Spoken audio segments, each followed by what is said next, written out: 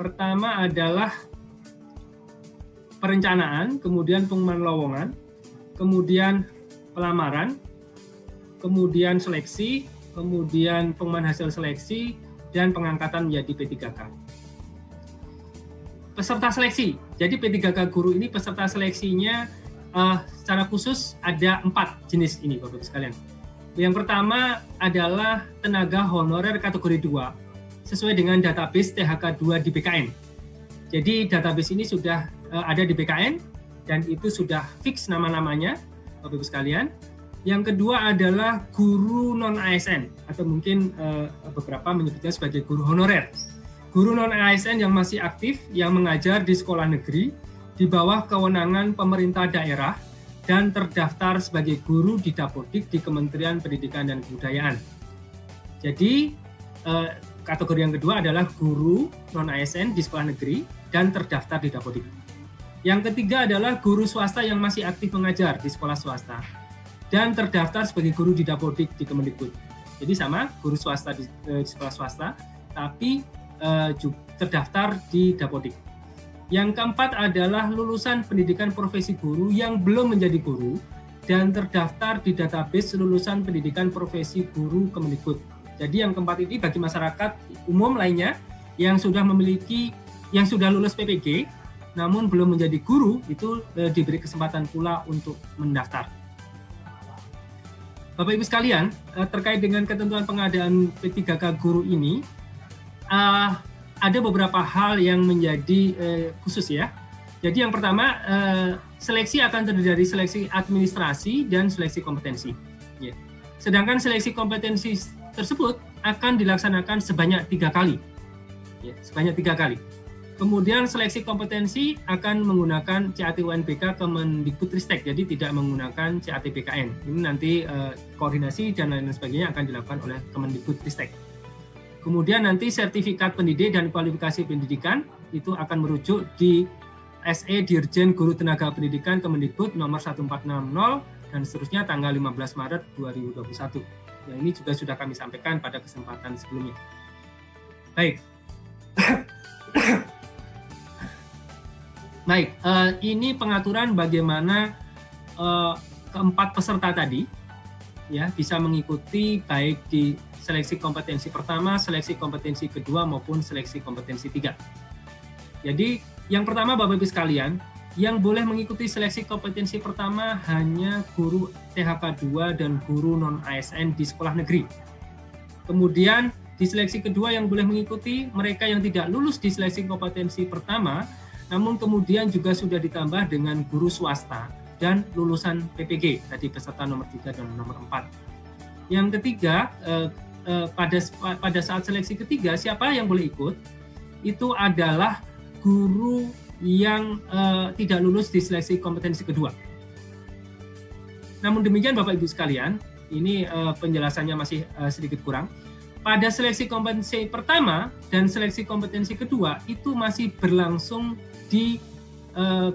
sesuai dengan kewenangan masing-masing. Jadi maksud saya gini, untuk guru TK, PAUD, SD, dan SMP karena merupakan kewenangan kabupaten kota masih diberlakukan pada lingkup tersebut untuk tes pertama dan tes kedua.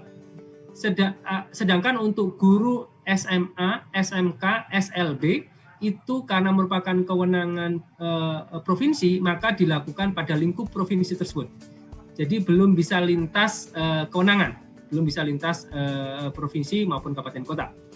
Sedangkan pada saat seleksi ketiga itu sudah boleh lintas kabupaten kota dan lintas provinsi. Jadi kita berlakukan secara nasional, sekalian. Ini yang membedakan. Dan ini kira-kira aturannya, alurnya nanti adalah alur garis besarnya adalah seperti ini.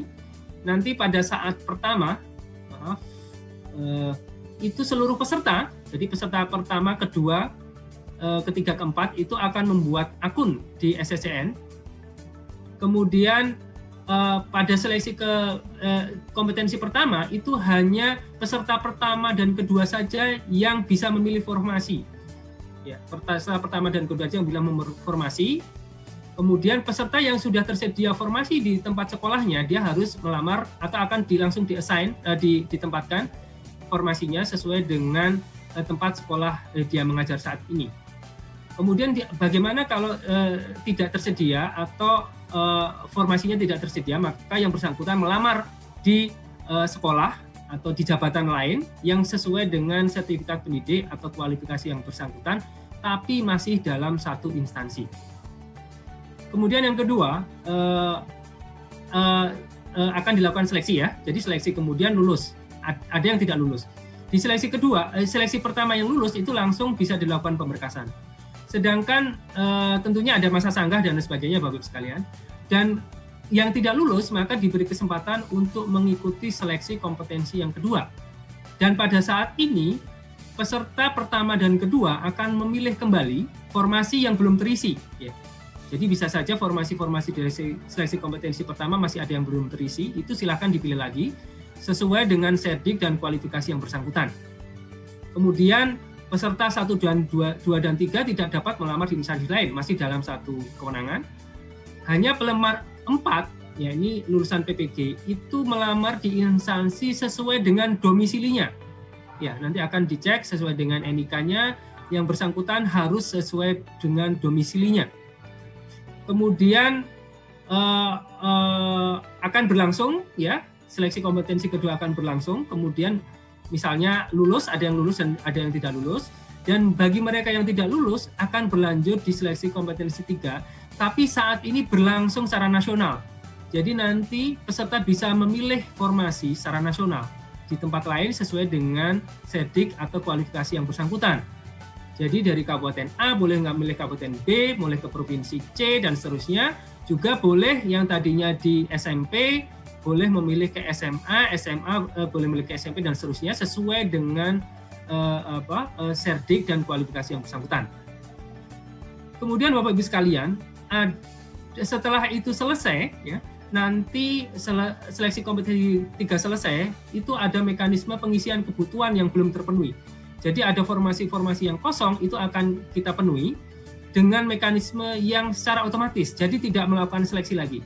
Tidak akan melakukan seleksi lagi, akan kita akan melakukan secara otomatis bagi mereka yang memenuhi nilai ambang batas dan berperingkat terbaik. Dan itu nanti akan ditempatkan sesuai dengan jabatan, bentuk satuan pendidikan, dan instansi yang dilamar, di mana metode penentuan sekolah tersebut akan ditentukan kemudian, nanti bersama-sama dengan Kementerian Pendidikan dan Kebudayaan. Baik, selanjutnya ada satu hal lagi Bapak Ibu sekalian yang perlu menjadi perhatian, bahwa nilai passing grade itu pada seleksi kompetensi pertama, kedua, ketiga bisa dipergunakan.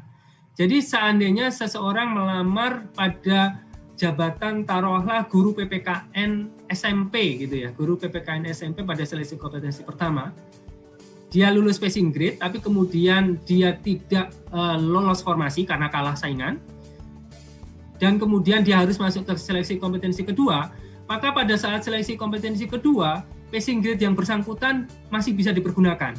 Dan dia juga masih tetap bisa mengikuti seleksi di kompetensi kedua tersebut. Dan kemudian kalau yang bersangkutan juga lulus passing grade, maka dia diberi kesempatan untuk memilih yang terbaik mana passing grade-nya di antara seleksi kompetensi pertama ataupun seleksi kompetensi kedua. Begitu juga pada waktu seleksi kompetensi ketiga. Maka nilai seleksi yang lulus passing grade kompetensi pertama, kedua masih akan diperhitungkan dengan catatan Bapak Ibu sekalian, dengan catatan jabatan dan bentuk satuan pendidikannya sama. Jadi kalau tadi melamar pada guru PPKN SMP, di pertama, kedua, dan ketiga juga melamarnya pada jabatan yang sama. Tapi kalau kemudian yang ketiga, misalnya ya, yang ketiga dia melamar pada guru PPKN SMA, maka kemudian passing grade yang pertama dan kedua menjadi tidak bisa diperhitungkan. Itu aturannya. Kemudian ini adalah contoh kasusnya pada seleksi kompetensi pertama, pelamar yang memiliki sertifikasi sejarah melamar guru IPS pada SMP dan lulus nilai ambang batas namun tidak lulus seleksi. Pelamar tersebut melamar kembali pada seleksi kompetensi kedua, memilih guru kelas pada sekolah dasar. Nilai seleksi kompetensi pertama tidak dapat digunakan karena peserta mendaftar di jabatan yang berbeda. Ini aturannya. Jadi mungkin penekanan dari apa yang telah kami sampaikan di sebelumnya.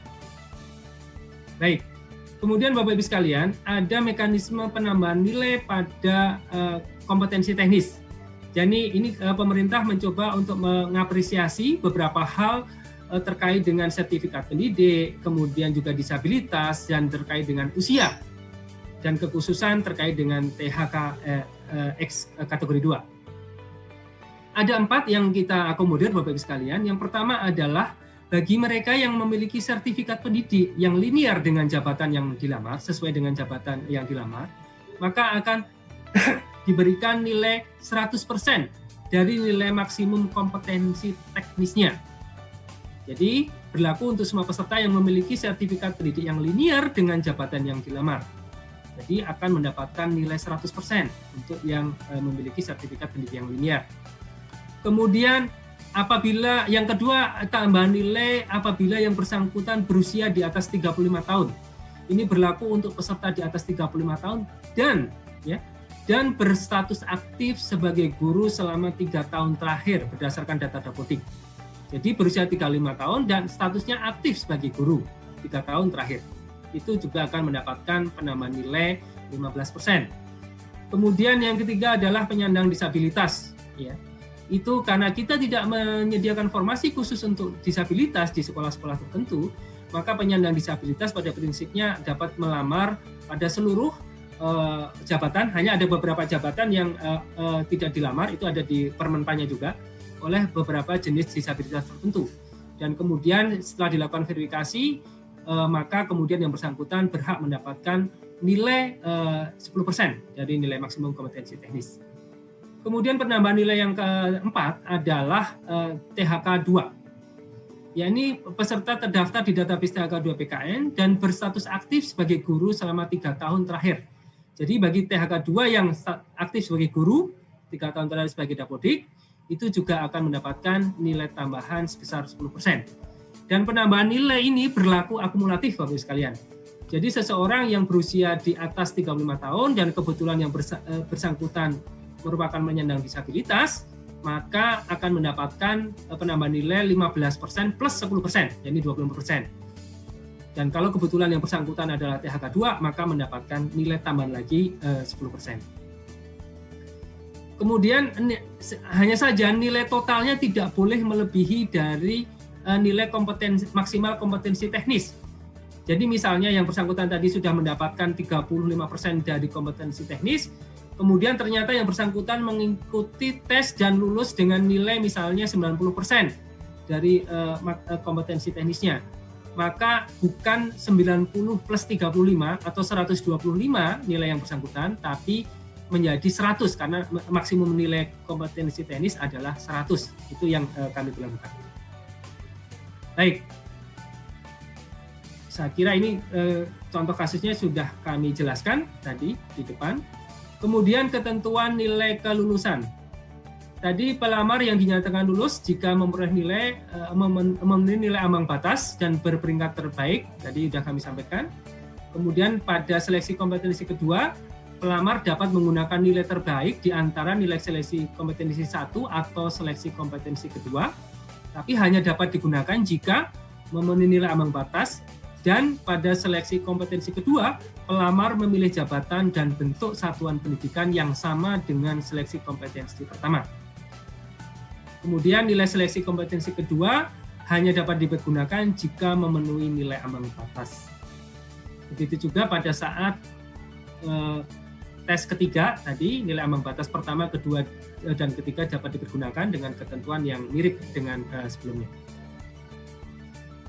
Kemudian yang selanjutnya adalah ketentuan kelulusan jika pelamar memiliki nilai akhir yang sama.